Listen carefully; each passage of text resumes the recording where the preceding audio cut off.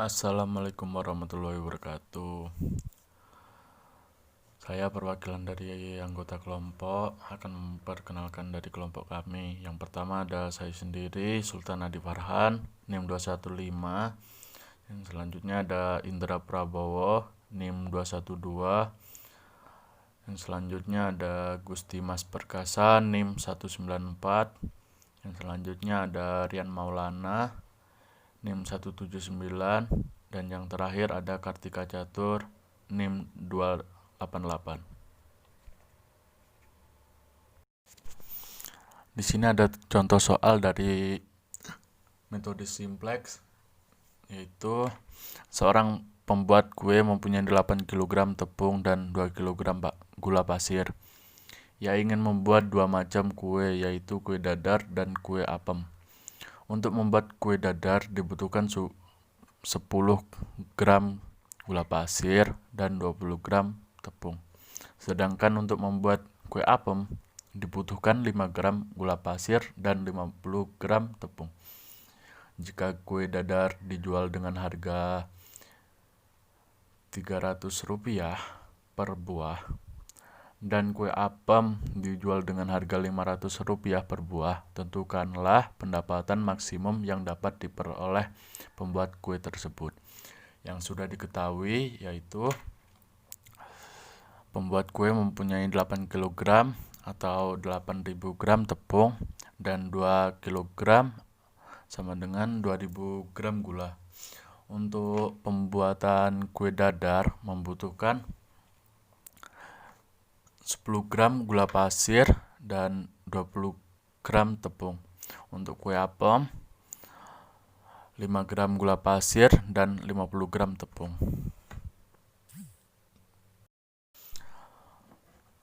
Untuk cara pengerjaannya kita akan memasuki ke step 1.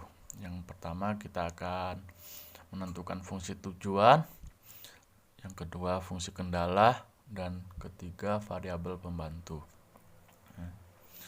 Di sini fungsi tujuan yaitu 300x tambah 500y sama dengan P. Untuk fungsi kendala 20x tambah 50y kurang lebih sama dengan 8000. Yang selanjutnya ada 10x tambah 5y kurang lebih sama dengan 2000. Untuk variabel pembantu yang kami gunakan di sini adalah R dan S. Dan untuk tanda kurang lebih sama dengan di variabel pembantu ini diganti dengan tanda sama dengan. Jadi untuk variabel pembantunya yaitu 20x tambah 50y tambah R sama dengan 8000. Dan selanjutnya 10x tambah 5y tambah S sama dengan 2000. P min 300x tambah 500y sama dengan 0. Selanjutnya akan dijelaskan oleh teman saya. Selanjutnya, kita akan memasukkan angka tadi ke dalam sebuah tabel.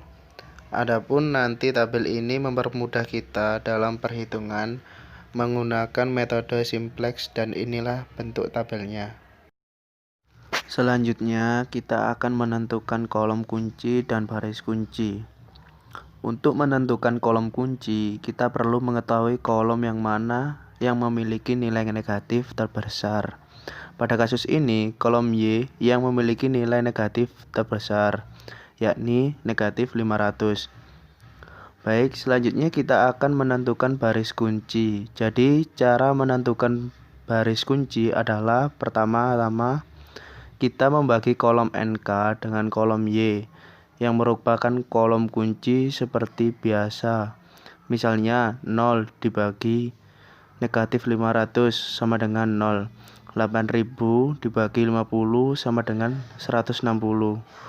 Dan 2000 dibagi 5 sama dengan 400. Maka hasil dari pembagian tadi dapat kita lihat bahwa baris R memiliki hasil bagi NK dengan Y paling kecil yaitu 160. Maka garis kunci adalah garis R. Baik, Setelah menentukan kolom kunci dan baris kunci, kita akan mengetahui angka kunci. Apa itu angka kunci? Angka kunci merupakan perpotongan dari kolom kunci dan baris kunci. Jadi bisa dilihat dari tabel bahwa perpotongan antara baris kunci dengan kolom kunci terletak pada angka 50, sehingga angka kunci adalah 50.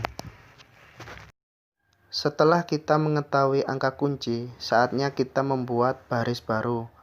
Jadi baris R tadi kita ubah menjadi baris Y. Karena Y merupakan kolom kunci, bisa dilihat tabel di atas.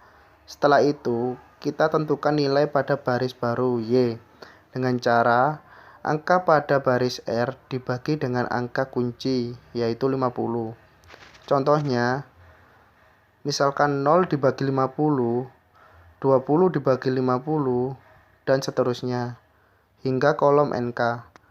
Dan perlu kalian ketahui juga, pada kolom P, angka 1, 0, 0 itu selalu tetap, sampai kapanpun kalian berulang kali. Jadi itu bisa kalian tidak hitung.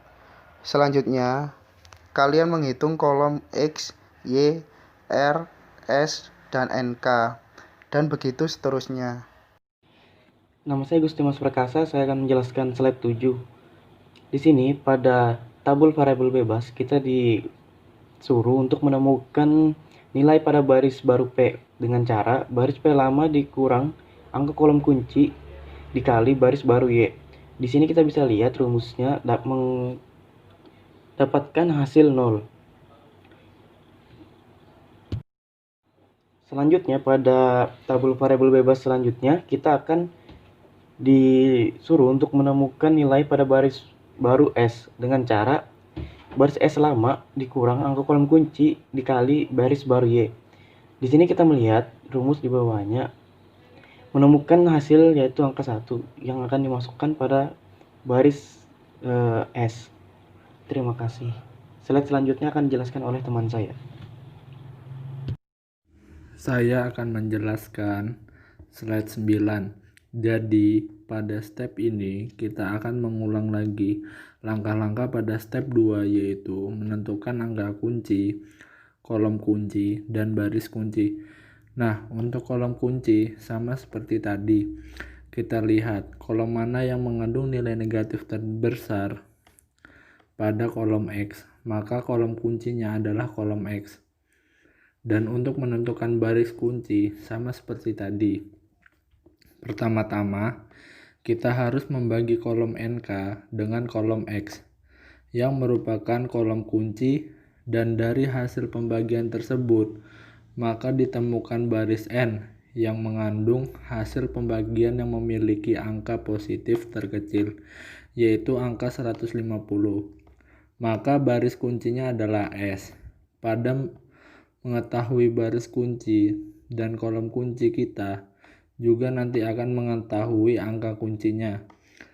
Jadi antara perpotongan antara kolom kunci X dengan baris S terletak pada angka 8. Angka kuncinya adalah 8. Selanjutnya saya akan menjelaskan slide 10. Sama seperti tadi yang ada di slide 9. Sekarang kita akan menentukan angka-angka pada baris X, yang baru caranya adalah dengan membagi angka-angka pada baris S dengan angka kunci, yaitu 8. Contohnya, misalnya 0 dibagi 8 sama dengan 0, 8 dibagi 8 sama dengan 1, dan seterusnya hingga kolom NK.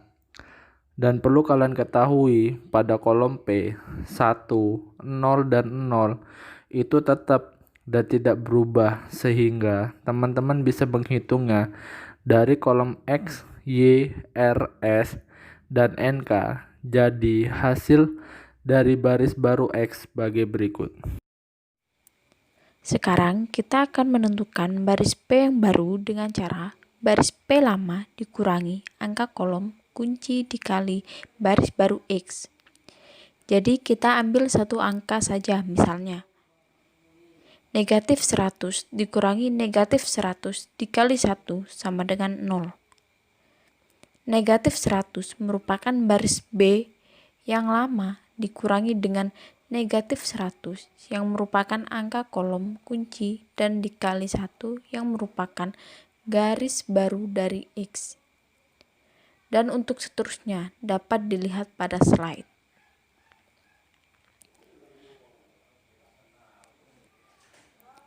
Sekarang kita akan tentukan baris Y yang baru. Sama caranya, namun angka kolom kuncinya berbeda. Sekarang kita akan menggunakan angka kolom kunci 2/5. Perhitungannya sama kayak tadi. Baris Y lama dikurangi angka kolom kunci dikali baris baru X. Jadi kita ambil satu contoh. 2/5 merupakan baris Y lama dikurangi 2/5 yang merupakan angka kolom kunci dikali baris baru X, yaitu 1. Dan hasilnya adalah 0. Maka dari itu, untuk perhitungan selanjutnya, sama dengan rumus yang ini hingga kolom NK. Dan untuk hasilnya sebagai berikut. Dan akhirnya, kolom dan baris sudah terisi dengan angka-angka dan kita lihat pada baris P sudah tidak ada lagi mengandung angka negatif, yang artinya perhitungan ini sudah benar. Jadi kita mendapatkan hasil akhir dari X adalah 150, Y 100, dan P 95.000. P adalah pendapatan maksimum dan kesimpulannya adalah untuk mencapai pendapatan maksimum yakni 95.000, maka pembuatan kue harus membuat kue dadar sebanyak 150 buah dan kue apem sebanyak 100 buah. So, kami harap penjelasan tadi dapat membantu teman-teman menggunakan metode simplex. Mungkin cukup itu saja penjelasan terkait metode simplex yang dijelaskan dari kelompok kami. Sekian. Wassalamualaikum warahmatullahi wabarakatuh.